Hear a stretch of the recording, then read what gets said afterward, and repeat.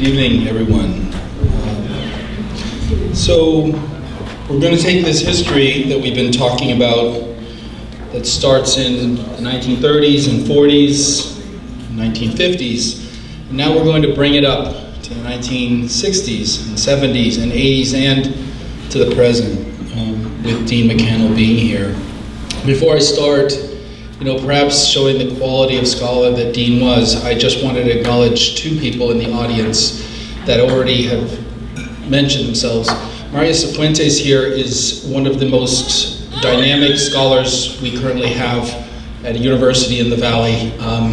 He is extraordinary. We have to have him come speak here, both on his work that looked at the UFW, which was controversial, and when you take hits, there's something that you have your thumb on something correct. Very much honored and a privilege that he's here with us tonight and here in the Valley. Thank you, Mario. And the other one is Richard Stevens Street, who is in the back of the room. When I read Everyone Has a Camera, I just couldn't fathom that somebody could be that articulate and smart. It's one of the most beautiful books, and it's one of a number that he's written. And so I just wanted to acknowledge both of those scholars that are here with us tonight. So we've talked about the Arvin-Dainuba study that establishes Goldschmidt's hypothesis, comparing a town surrounded by large farms and one surrounded by small farms and what that impact was. Well, we also know that a subsequent set of statistical studies was suppressed and disallowed. It took 30 or 40 years for that work to be done, and Dean MacCannell did that work. Not only did he do that work, he did it for 10 years in multiple contexts. And we also know that rural sociology was never a department at the University of California. Dean MacCannell was the first rural sociologist ever hired at the University of California, and the first thing he did when he arrived was the Goldschmidt retest. We're going to hear today the compelling story of what happens when a rural sociologist finally gets to the University of California.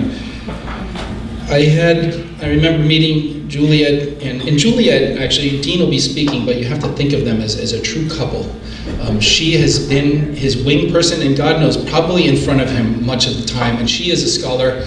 The three that I know of in here, I should add, Juliet is a scholar of Lacan, of French philosophy, of literature, extraordinary person. It was a great honor. Paul was correct. We should have her come back here as well.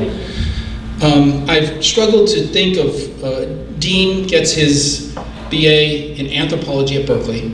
He goes to Cornell and studies rural sociology for his master's and PhD under Frank Young. But those disciplines don't hold him. And so he was trained as an empiricist under Frank Young, a statistician of sorts. But he's also an anthropologist. Those are like this on the spectrum. They are opposite poles, right? Philosophically, those people hate each other. Frank Young and Irving Goffman did not like each other, and he was able to impress both. I also think of him as a philosopher. Just hearing him just now describe himself as an anthropologist of modernity, and he was commenting on what that means, so we're all listening in. And he put together the hydrogen bomb, Marilyn Monroe, tourism, and industrial agriculture, and is able to put all of those together and understand them in one context. So you struggle to keep up with him. We're honored to welcome Dean MacCannell here tonight.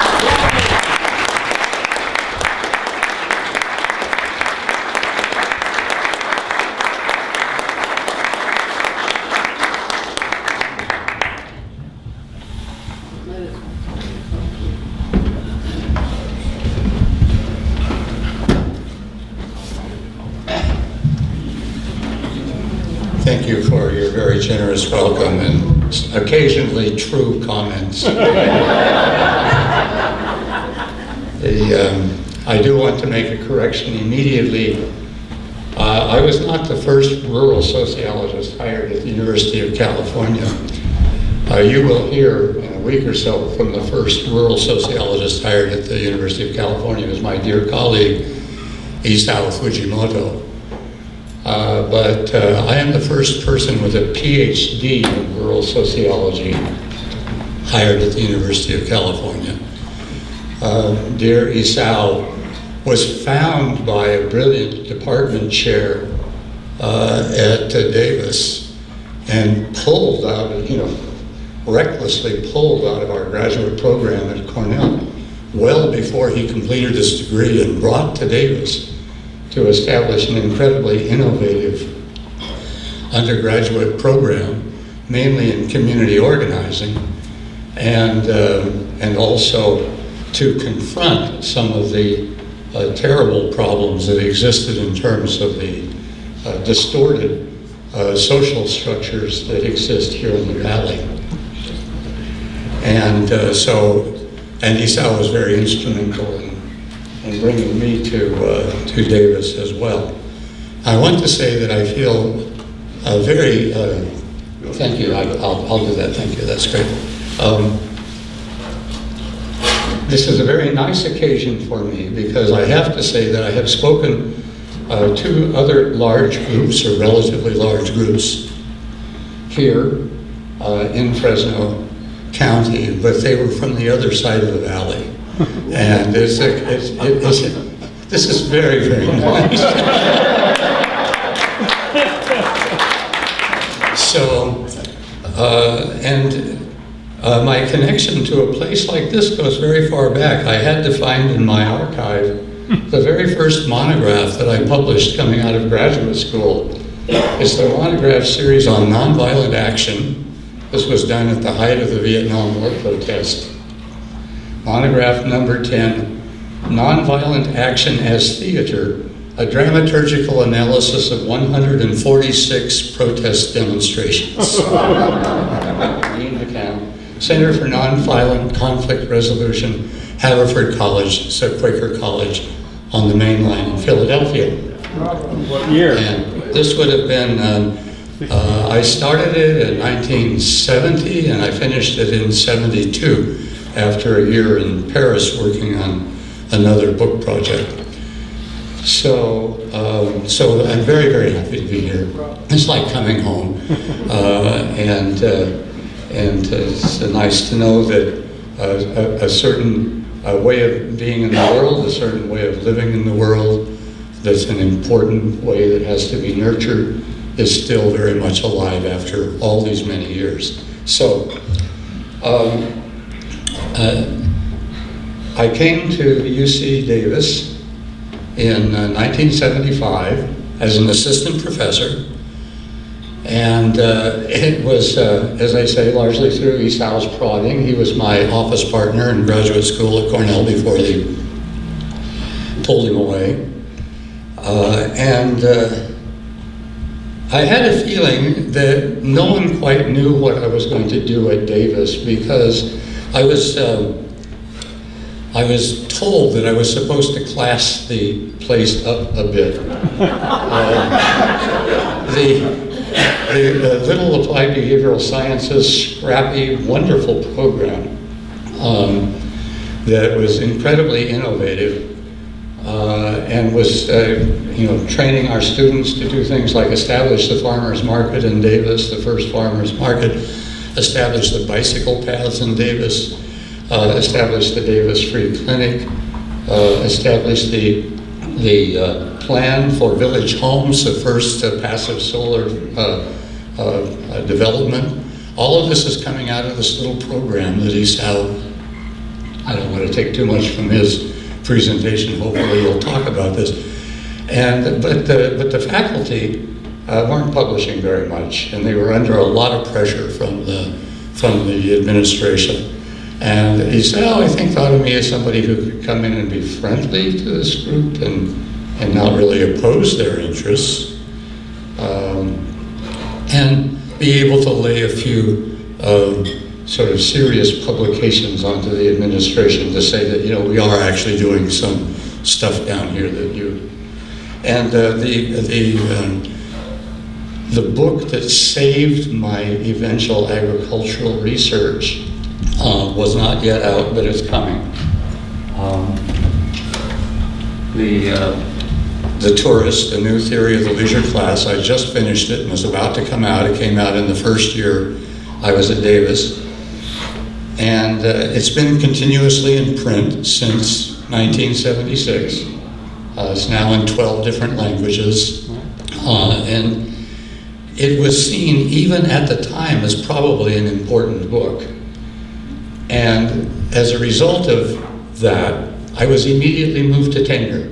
I didn't have to wait the 7 years that ordinarily you have to wait. And so I was sitting in a very nice position. I was, a friend of Isao. I loved the program.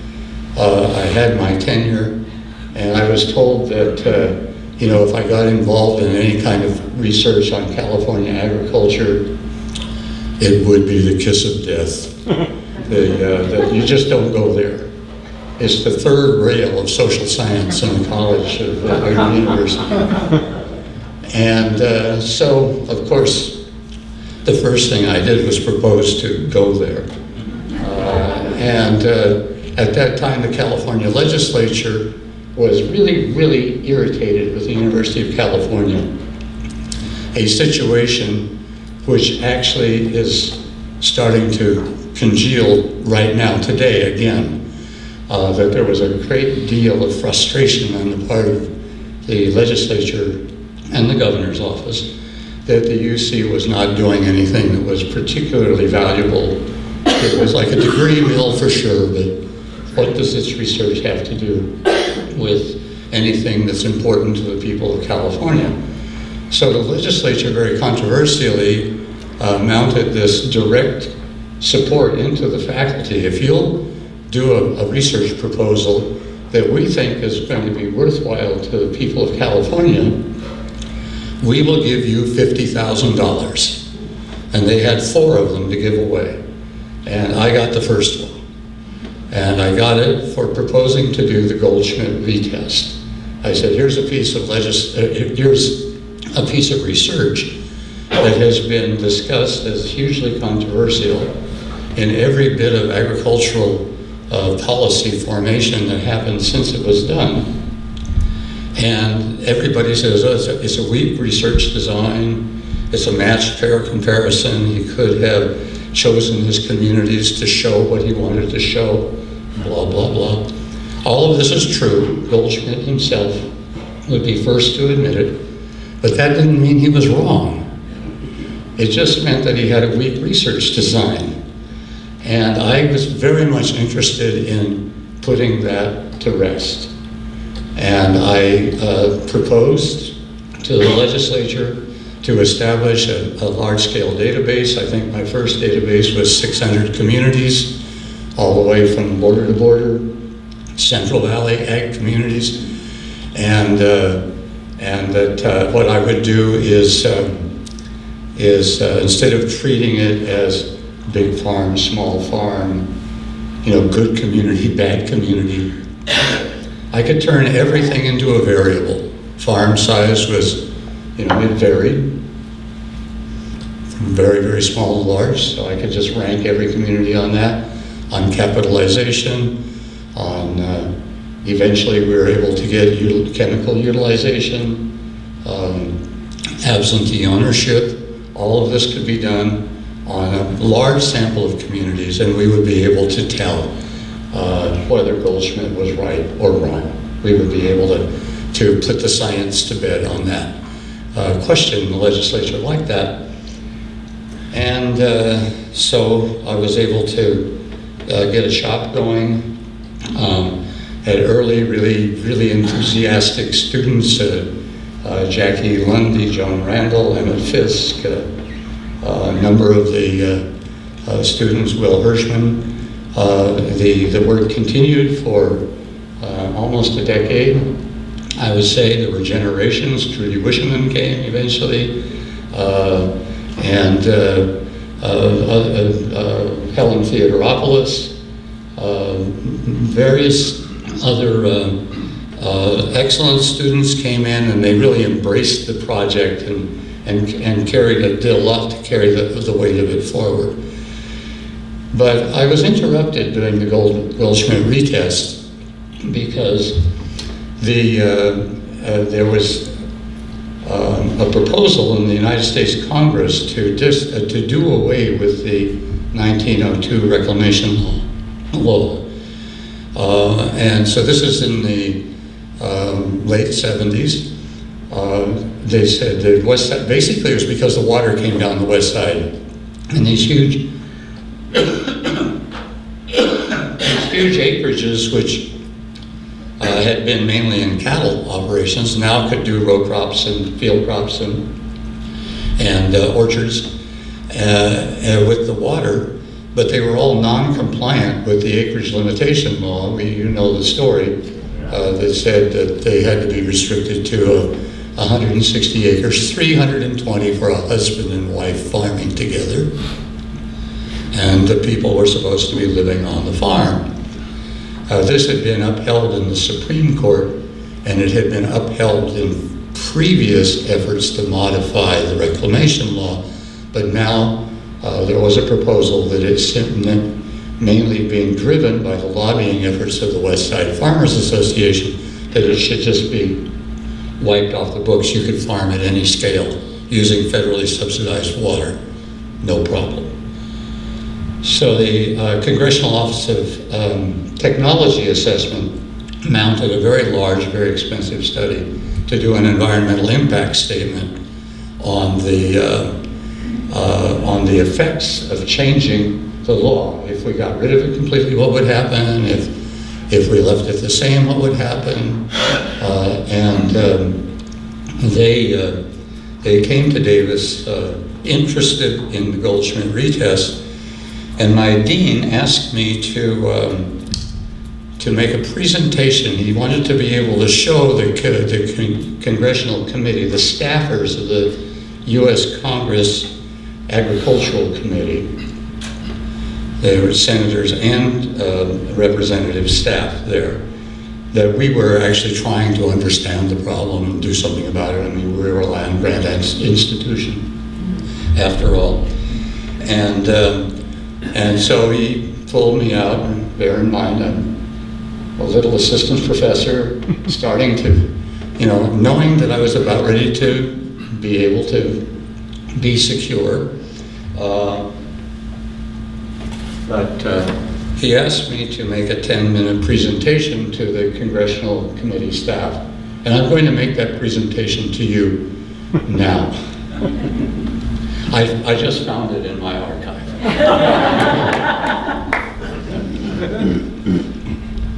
It says, remarks, now bear in mind that I'm a skinny, red-headed guy with no standing in the world at all. Remarks delivered before the visiting staff of the United States House of Representatives Committee on Agriculture, Davis, October 26, 1976. And I titled them, The Effects of Advanced Modernization on Agriculture in Small Communities. I regard as you intimated just now, I regard the work that I've done on agricultural industrialization and the work that I've done on tourism and other works that I've done, as I say, on nuclear questions, on fame and what have you, as being a coordinated effort to understand or do the anthropology of modernity, or what we might today call hyper-modernity.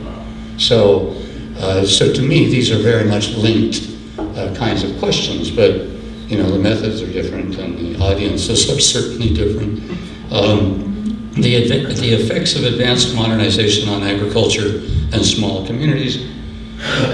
Dean Hess, distinguished visitors. Okay, so now you're the committee.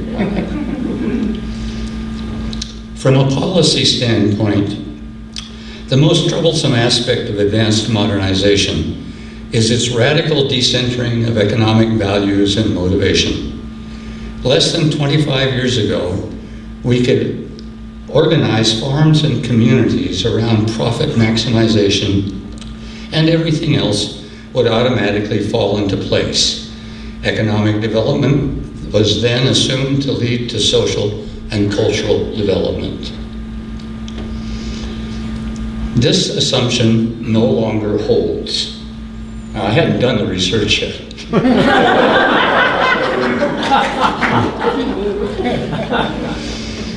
Economic and social development are now often contradictory and opposing processes.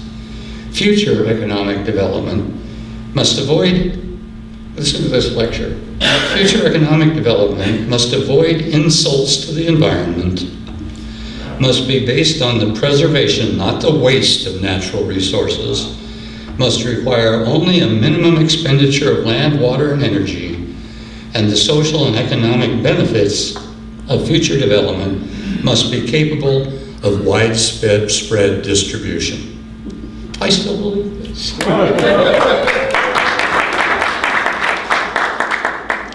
This is no longer just social rhetoric, movement rhetoric. It is becoming the official position of responsible government agencies. And there's a footnote here, but I've lost the footnote, so I don't know what responsible agencies. During the last 10 years, there's been a great deal of experimentation with new ways of organizing farms and communities that are responsive to this new system of values: organic, sustainable, direct marketing. Also during the same period, there has been a brain drain away from the university, and much of the successful social experiments have not been conducted in the experiment station.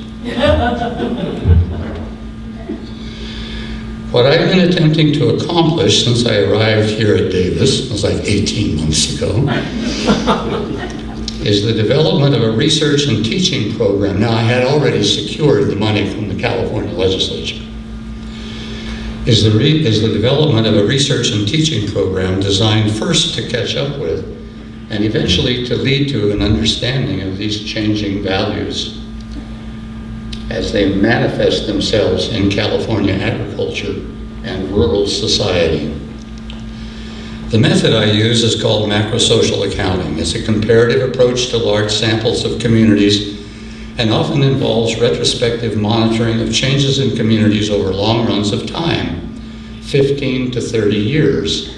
There are 650 California towns and all 58 counties in my basic sample, although a typical run of research would only involve a subsample of 40 to 100 communities with a special problem in mind. For example, the towns experiencing rapid growth on the western slope of the Sierra, which was a big issue at that moment in time. Focus on the community as a totality and on many different types of communities reflects a commitment to understanding the problems of underrepresented subgroups of California society. Farmers for sure, but also farm workers, former farm workers, people who live in underpopulated and underserved areas, rural minorities, ex-urbanites, the groups newly committed to simple living, etc. A longer timeline helps us avoid mistaking exploitative short-run gains of a narrow interest group for community development, so-called. There are, I didn't say so-called to the... There are, of course, not just, these are, of course, not just my concerns. They are the concerns of my colleagues, assistants, and in fact are the continuing basic concerns of social research on rural peoples. A justifiably admired early project, which clearly indicates that we should try harder to develop a more comprehensive understanding of the social organization of agriculture and its relationship to small communities, is Walter Goldschmidt's study of Arvin and Dinuba. And you've heard enough about that, I'll skip. Immediately, I basically tell them Goldschmidt's results. Immediately after I arrived at Davis, I initiated a retest of Goldschmidt's finding on a sample of 36 Central Valley towns using recent data. Mine was not the first Goldschmidt retest. In fact, some earlier efforts at replication suggest that the relationship that Goldschmidt found in Arvin and Dynuba are weak at best in larger samples, and in some instances Goldschmidt's findings appear to have been overturned. Now I think I have enough results to clarify the picture. The relationship between quality of community life and size of agricultural holdings is curvilinear. And in my presentation, I put this on the wall, and what it says basically is if you take an indicator of quality of life, I don't care what it is, median family income, percentage in poverty, infant mortality, education levels of minorities, you name it, the quality of life will go up at with very small holdings surrounding the community. It'll go up, and at a certain point, and I specified here that being 250 acre average farm size, it will precipitously start to fall. And the reason why some of the findings of the subsequent work were ambiguous is that people were looking at communities that were on the upward slope of that curve. And if you had a large enough sample, you would be able to capture the deleterious effects of agricultural scale on the community. And this was, I had just made a very, preliminary run and discovered this. Eventually, I was able to test this in larger samples, and I found that in California, interestingly enough, the peak of the curve, if you're looking at just average acreage of holding, is right at 350 acres. In other words, the federal government guidelines, which were achieved out of the air, actually hit the sweet spot in terms of size of holding. I have no idea how that happened. It must have meant that there were a lot of farmers in Congress.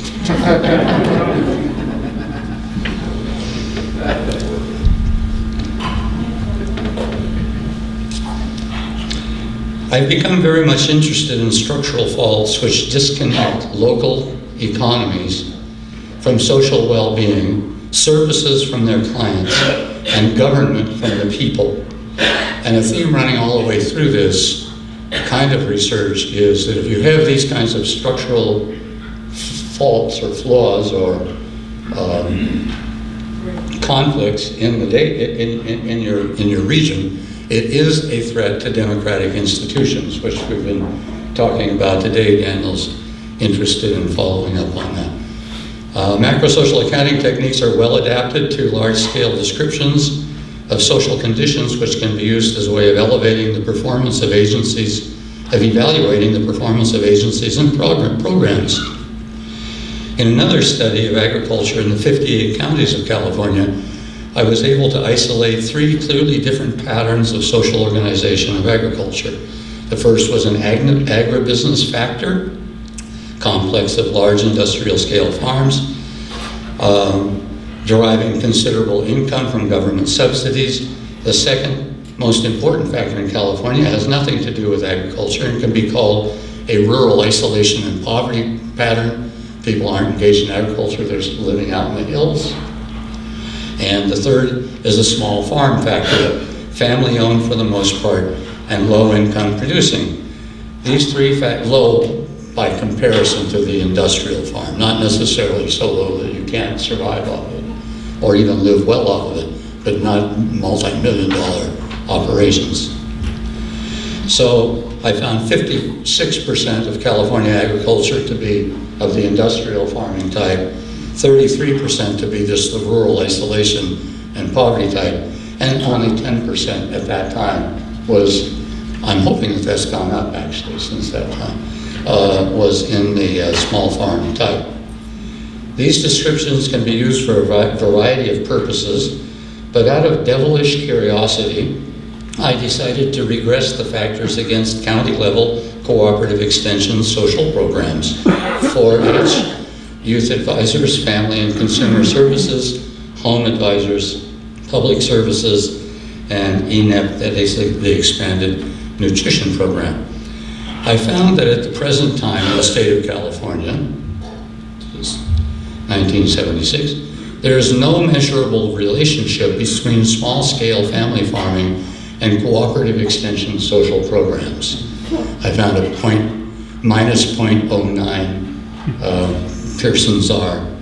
There is a significant negative relationship between social programs and poverty, minus 0.35. That is to say, as poverty goes up, the number of social programs goes down, and it's a significant relationship. And a very strong positive association, 0.81, between agribusiness and social programs. So, and that's not necessarily a condemnation of them, because we now know that the agribusiness areas were generating some of the most horrendous social conditions imaginable. So those agents probably were going to where they were most needed. But some of the other findings were fairly damning.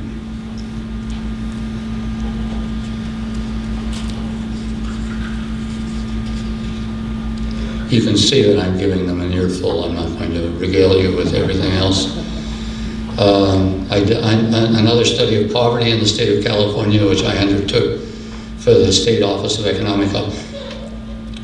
The legal context of work in the university and on agriculture is something that you should pay very close attention to, because virtually everything that's going on has an extremely sketchy relationship to the laws that govern the behaviors you're looking at and the research situation itself. There was a rule that if you received money to alleviate poverty in a state, you had to produce an annual poverty report. The state had to produce an annual poverty report. And I discovered that California, ever since the Great Society programs were enacted in the Johnson administration, California had been collecting its share of poverty monies from the federal government. Not one poverty report had ever been written, even though it was ruled you had to have one, had to present it to get your money. Nobody bothered. California, big state, needed the money. Powerful state. Forget about it. So I proposed to the State Office of Economic Opportunity that we should write a poverty report. And they said, no, we don't need to do that. We get the money anyway. And I said, well, you might want to cover your ass, just give me a little bit and I can employ a couple of graduate students and we'll get this job done for you. So we did the first poverty report for the state of California and found similar disarticulation between programs and problems that exist in the area of poverty. Along these same lines, in the study of the communities in the Sacramento region, Ed Blakely found that the actual level of funding under new federalism programs is not correlated with the community's technical qualifications for assistance, but is highly correlated with the number of workers in social government. So basically it's telling you, the money is coming to the places where they have people in offices that write grant proposals to get the money. It's not coming to places that need the money. In fact, the places that have the people in offices that can write the grants to get the money are usually not the places that need the money the most. So this large-scale data set's beginning to yield some really interesting contours. In sum, I think that there is sufficient evidence to suggest that one of the salient features of advanced modernization is a disjunction between problems and their solutions. We do not suffer the problem of the third world, that is, we do not lack solutions. Perhaps we may even have too many solutions. Our programmatic solutions are simply not finding their targets. And this, I think, is the ultimate structural source of the weakened credibility of government and policy in advanced modern areas. I do not pretend to know how to get us out of this.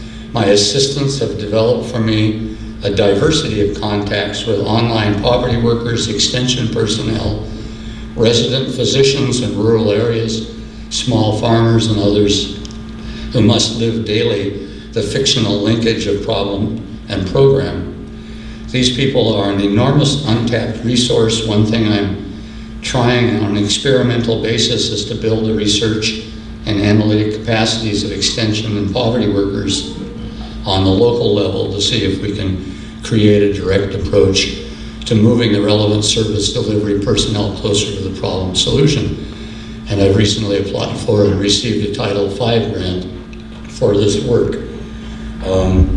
Some of my colleagues in the social sciences at Davis, in this year or two that we're in right now, 1976, when I'm giving this report to the representatives from the Congress,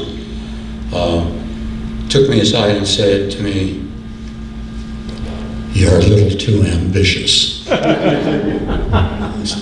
It's okay, we'll live through that. It should be evident from what I've said that I've received nothing less than full and immediate support for everything I've attempted to accomplish here at Davis. My chairpersons and deans have buffered me from the political chaos which rides on the wake of research on the social organization of California agriculture. Nevertheless, there are some serious obstacles to the continued development of this kind of research. This was not particularly genuine on my part, because I had two other assistant professors, Jerry Moles and Jim Bennett, working directly with me at the time, who did not write The Tourist, and who were almost immediately fired for engaging in exactly the same work. So it was then, and I believe it continues to be, a somewhat risky proposition inside the university. But I was able to get around it. The discontinuities I have been describing extend deep into the academy itself. Foremost among the obstacles to continuing research on rural social organization is an important change that has taken place in our relationship with our colleagues in the discipline humanities and social sciences and the College of Letters and Science. Social scientists in the College of Agriculture, I'm getting you into the deep weeds of how this system works, but I'm hoping that when you leave here, you will at least carry out a very strong sense that this institution is supposed to be working for you. The University of California Agricultural Research Station, College of Agriculture, is supposed to be working for you. It says in the Hatch Act that we are to attempt to understand and improve the quality of life of rural people. And that's in the law. Back to my earlier point about the sketchy relationship of research to the law. And so I was taking them to task for not doing all that they might at that moment in time. And I suspect that what you'll find is a landscape that's quite similar today to the way it was then. You're going to find a few people who are absolutely committed to doing research that engages the problems that are meaningful to you, and will deliver results that you can actually make beneficial use of. And you're going to encounter a much larger group of people who could care less. And it's a matter of trying to work that environment. Social scientists in the College of Agriculture could once depend on their colleagues in Letters and Science to provide us with new methods, concepts, and theories which we could adapt to the solution of rural social problems. We were, in effect, that is to say, the scientists in the College of Agriculture, social scientists in the College of Agriculture, and there's the one in ESAL, we were, in effect, the first line of extension of knowledge generated on the other side of campus. And so long as our teaching loads were lighter and our paychecks were heavier, we gracefully accepted second-class citizenship in the academy. I personally would like nothing better than a return to that system. But for 10 years, our colleagues in the discipline social sciences have not sent us anything new. No new factor analysis, no new regression protocols, no functional theory, no systems theory, no group process programming, nothing. And I'm going to say, on that point, this was true then, it's even more true today. The kind of problems I've been uncovering in my research require new theories and methods. Well, I won't go into what I told them we had to do, but that's the end of it. These new paradigms are exactly the ones that have been suppressed by the retreatist mentality that has swept through higher education in the last 10 years. What I'm trying to say is we are going to have to figure out a way of kicking our highest intellectual faculties back into motion, or even our applied programs will be lost. So that was then, and this is now, and there's probably not that much difference between then and now. But what happened was that the visiting folks from DC insisted that I be brought on to the steering committee of the environmental impact statement for the wetlands, the study of the wetlands that was done to guide the new the reclamation law, whether it should be eradicated or modified or what have you. And so I had to devote myself in the work of one of my most beloved assistants. I can't even call him an assistant. He led me much of the way, Jerry White. And I did our study of the Westlands Water District, in which we found, and it's available, if it isn't, I'll make it available to you. What we found was that the social conditions on the west side, after 10 years of irrigation over there, and after ag production and sales rose 300% over there, that the social conditions not only were depressed, but they were declining as ag sales increased. Per capita income for the people was decreasing, the median family income was decreasing, poverty levels were increasing. On every measure of what we call quality of community life. There wasn't a single measure in which one could find, oh, there's a glimmer of hope that something happened over there in the last 10 years that made things a little bit better. There wasn't a single thing. So we wrote the report on the Westlands. It wasn't a part of the Goldschmidt retest, it was just a report on the Westlands. It was very easy to do, simple descriptive statistics. It's republished in this book, Land Reform American Style, which has a number of actually really good essays in it.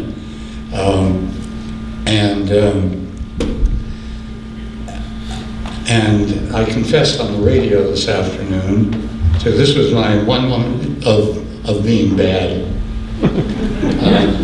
Ordinarily, I conducted myself properly as a young scientist.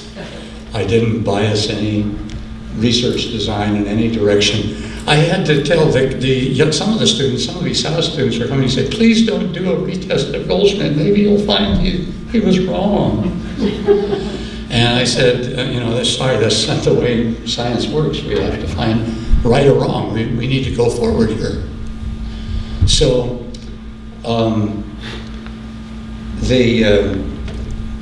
I had basically set aside the Goldschmidt retest and did this report on the Westlands.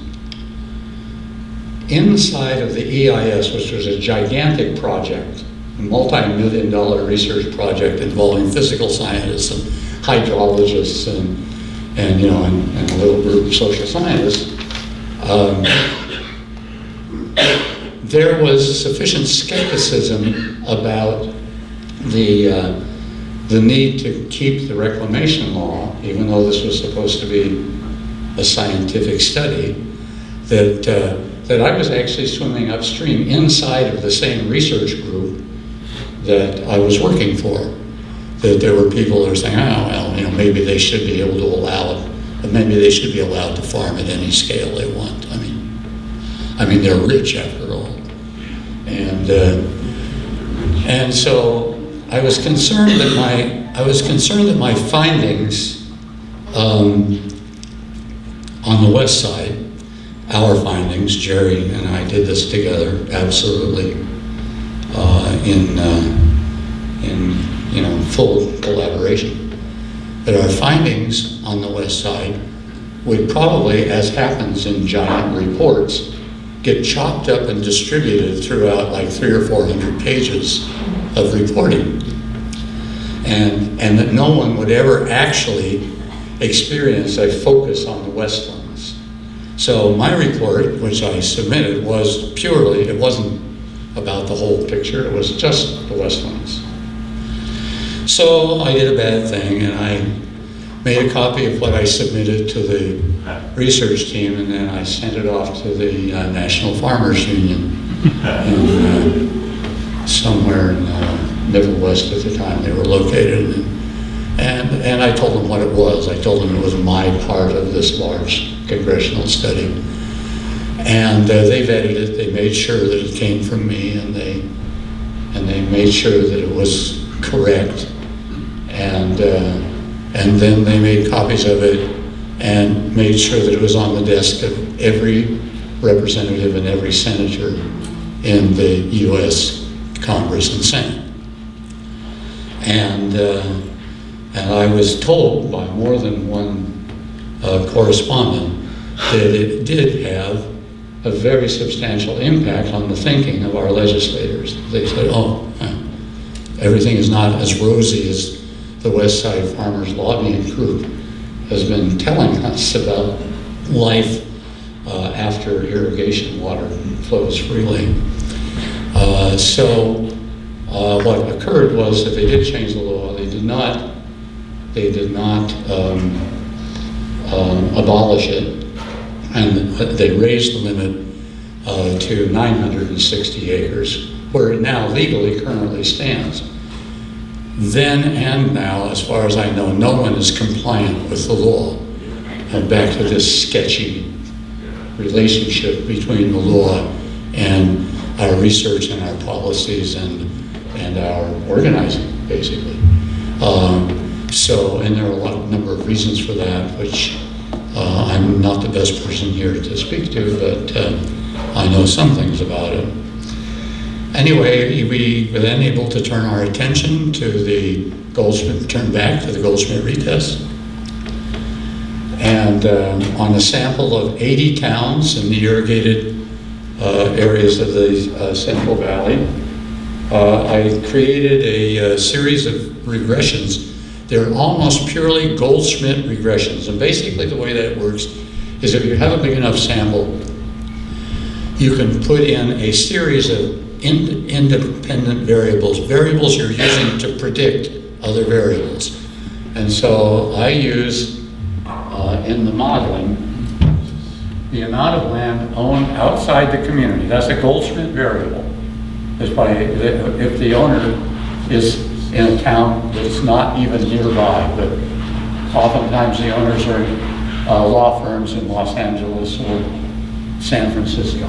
So the amount of land, we're looking at Don Villarreal was very instrumental in being able to provide us with the data we needed after they had to do the registration of chemical use in the mid-1980s, I believe. Every field in California now has to file a report about what chemicals you put on the field and the field size and who owns it and what the community is adjacent to. All has to be registered. And Dawn has a beautiful data set which he shared with us that allowed us to find out exactly the configuration of farming around each of these communities. I called it the donut. The town is in the middle. We didn't look at the town, except for at the level of the data, at the variables we're trying to predict. We're trying to predict what's going on in the town. But we looked at farming in the 3-mile donut around the town. I'm sorry. We're dying, we want to know this.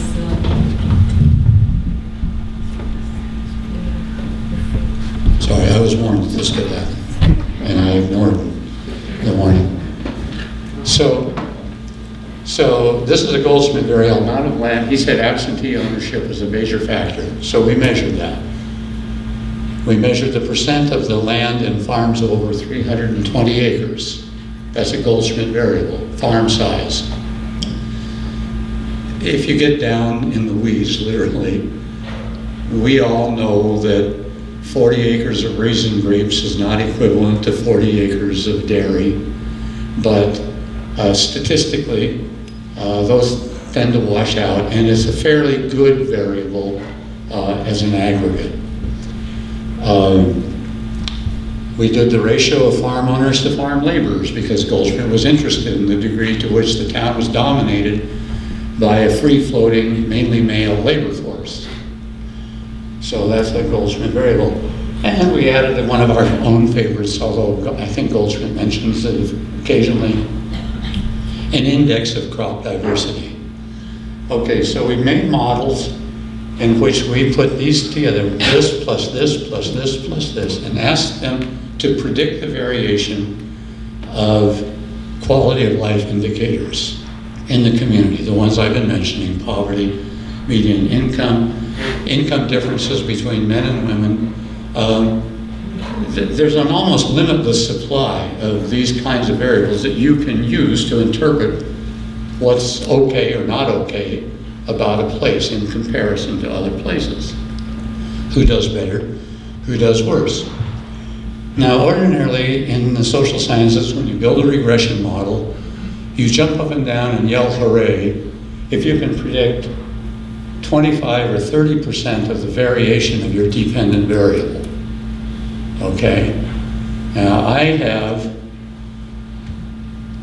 24 regression models, basically every one that we ran, in which we're predicting between 50 and 90% of the variation of the quality of community life indicators, all in a Goldschmidt direction.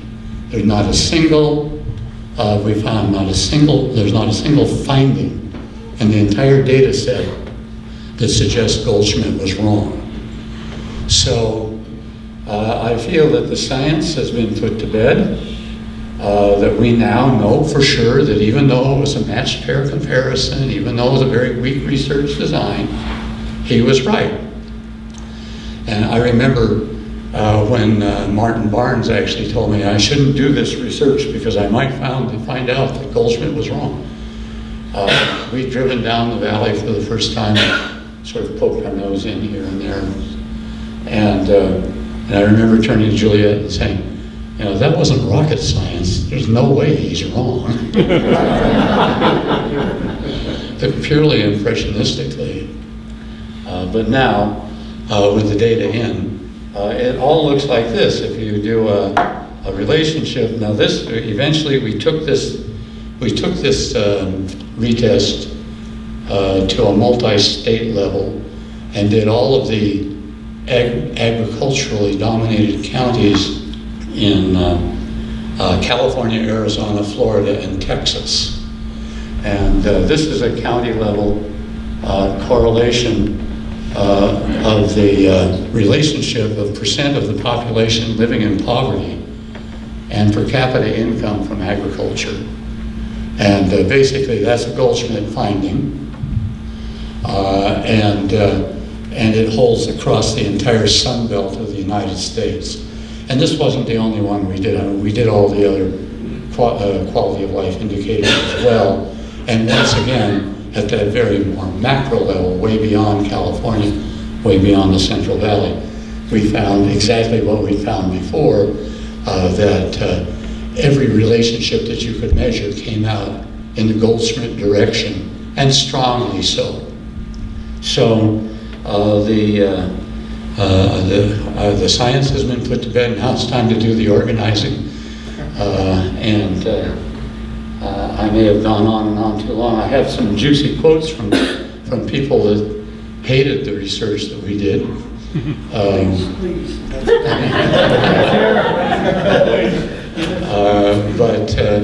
But there's no longer, they can,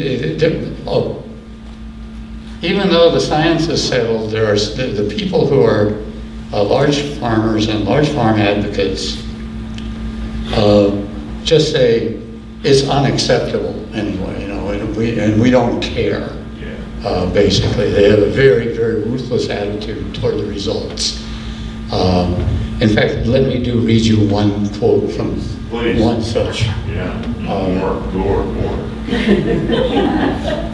You don't get the score, really.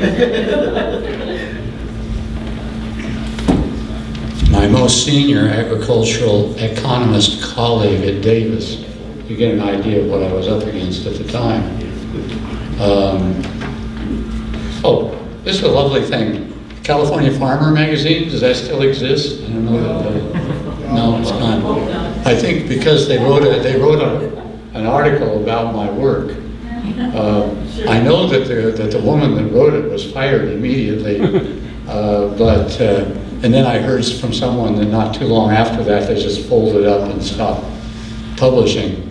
But anyway,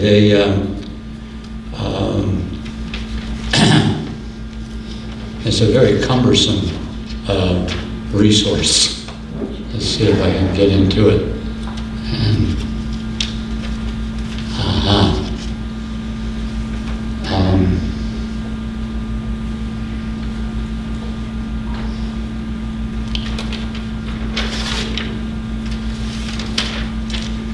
okay. UC Davis, agricultural economist. I love his name. I even met him on a few occasions. B. Delworth Gardner. And Barbara Grondin, author, very brave young woman, author of this paper, or this article, interviewed me at length, showed the maps of where poverty and agribusiness exist in California.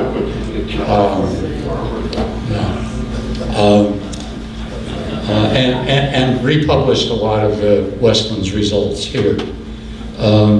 But of course, she is a good journalist, she has to go to the people that think that this is a load of bunk. UC Davis agricultural economist B. Delworth Gardner bristles at the belief that if smaller farms are associated with better communities, public policy should vigorously support small farms. Is this okay? He knows the truth of this, but you don't do policy that supports small farms. Sociologists, he said, often ignore the economic benefits of the current structure of agriculture. This is a quote. The percentage of the population in agriculture has gone from more than 50% to less than 5%. Some would argue 2 or 3%. This is a marvelous achievement. We're producing our basic food supply at a very low cost. And all of those resources have been freed to do other things that we also value. That's not a bad thing. That's not to say that I'm against helping. It's not to say that I'm against helping. It's just I'm uncomfortable with using government policy to immobilize resources to reduce competition. There are going to be poor people in every society. This is the most senior ag economist at Davis. This is the guy that's looking over my promotions and merit increases. If he never stopped me. If you consider the educational levels and other employment opportunities that might exist somewhere else, the question becomes, are they better off with their incomes where they are or somewhere else? Because they're poorer than the landowners or other people in Fresno isn't the point. I'd say they're probably better where they are, or they'd take it take themselves to other alternatives.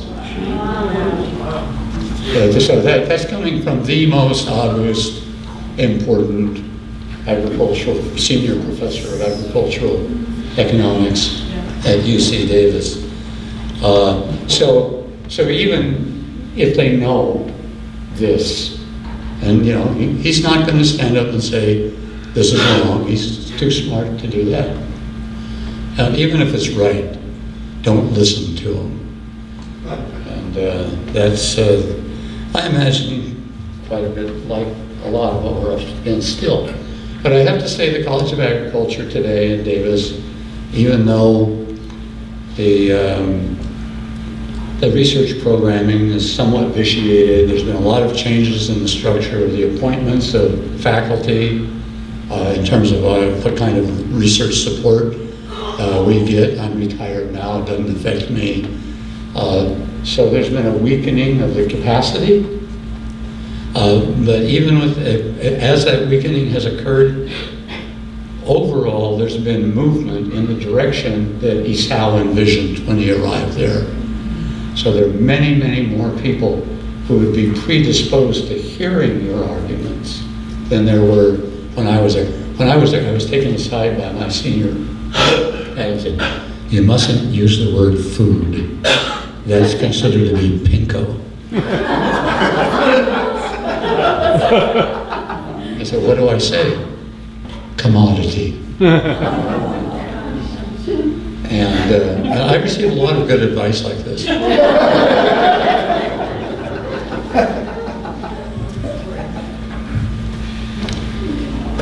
That should do it for the moment. I'm very happy to have had a chance to bring this to you. It's all available somewhere. We'll get it out if anyone needs any parts of it. Anyway.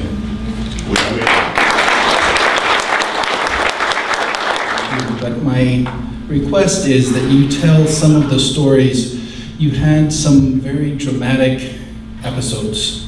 You had a wonderful one that you once told me that you presented the Goldschmidt retest to a very silent rural sociology conference, and the roar that went up, and Juliet was there. But I'm also interested in Dean McCullough's Alex. Alex McCullough. Yeah. McCullough. His advice to you. College of Agriculture. Mike. Was hired. Mike. So you once told me that once the Westland study started coming up, that you were invited down to the Westlands. And what was Alex McCullough's advice to you? What happened to you when you were brought down to the Westlands? And leaked my portion of the report to the Farmers Union, and they gave it to Congress. John Harris mainly, but everyone that he was associated with went ballistic. And the first thing that they did is that they actually were community organized. They got together and they gave everybody the phone number of the chancellor and of my dean and of my department chair and me at home, and they arranged for those numbers to be called every 15 minutes all day long with bitter complaints about how horrible it was that the UC was supporting this kind of wild-eyed, speculative, groundless pseudoscience, and that went on for days. It went on for long enough that the chancellor told me, Jim Meyer, we were all quite close back then. Jim Meyer was entirely on the side of the big farmers, so was all of UC Davis at that time. But they were collegial. I mean, they said, we know you're a thorn in our side, but we have to kind of learn to live with you.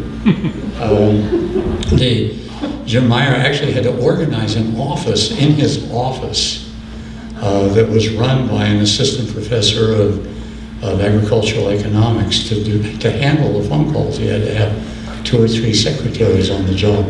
Yes, because these were donors that were calling. These were people who were giving a lot of money to UC Davis at that time. So they had to handle those phone calls delicately. they weren't in a position to throw me under the bus because I just got tenure, and that would have been rather difficult. And I have to say, in fairness to my dean and my chancellor, that I don't think they would have actually done it anyway. You know, they had sufficient integrity as scholars and, you know, academics, that they probably would have held the line for me at that point. They didn't hold the line for Jerry Moles or Jim Bennett, I have to say. And they almost didn't hold the line for Isao Fujimoto either. But they were handling it delicately, diplomatically, etc. I was told that they had an offer of over $1 million if they could find some way of getting me out of the system. And I was counseled by a powerful labor lawyer from the East Coast that I really could have walked away from the university at that point and be set for life, because that's illegal. Back to the legal, that's called tampering with a contract. And that's grounds for, sufficient grounds for a hefty lawsuit against anyone who would make such an offer. You know, we'll give you money if you get rid of that guy. It's handy to know. Anyway, I mean, handy for some of you to know. Anyway, the Harris insisted that I come down and meet with the West Side farmers. And the chancellor, it was the chancellor, and Alex was no longer the dean. Alex was a great dean, and he was there when I was hired, Alex McCullough. He was entirely sympathetic to ABS, to Isao. He claimed he had a soft spot in his heart and a soft spot in his head for little ABS. And so he was a good guy, basically. We had Dean Hess, who had all the Republican bona fides, but was also a decent fellow, decent person. And the chancellor, the chancellor said I could not go alone. Under no circumstances, I had to go with a dean of the College of Agriculture, at least an associate dean with the College of Agriculture, because he said I won't be responsible for what happens to you down there if you don't have a witness to your entire trip. And he said, and don't you two ever get separated.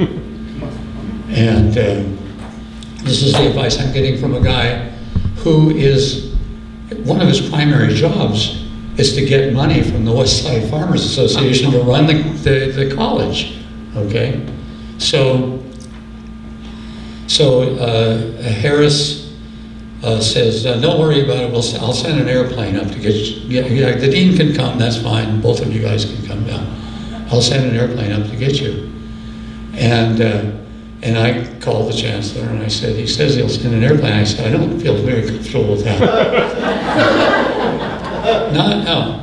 You know, what would happen if I ever made a finding that seemed to be supportive of the large farm interests? That could happen. And if that ever happened and somebody, one of you guys, said, yeah, well, MacCannell accepted an airplane ride from John Harris. I said, that was my reason for being uncomfortable. But the chancellor said, don't you dare get in an airplane.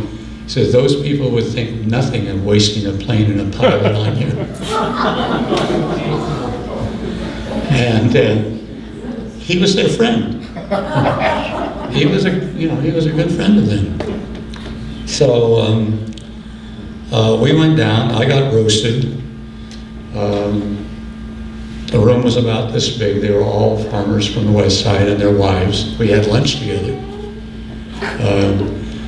John Harris took me, I'm sorry I shouldn't be speaking out of school, but I will. He took me into his den. He had my Westlands report on his desk, and he sits me down. He has a brace of, he's out in the middle of Harris Farms, okay? It's like 110 degrees out. And the dirt's flying everywhere. And he has a brace of Saint Bernards as his pets. in his den, and nice dogs. And he sits me down. He's got my report, the one that was leaked to the farmers union, on his desk or on the table between us. And he lifts it up and he says, "I love this. We're still pretty far apart on these numbers." He thought I was buying property from him or something.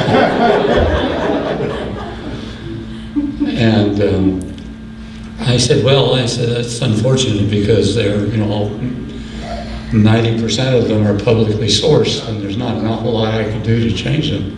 He says, "What would it take for me to get you to change them?"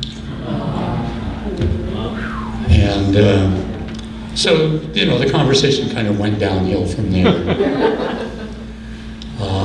And it became very clear that we were not going to have a meeting of the minds that day.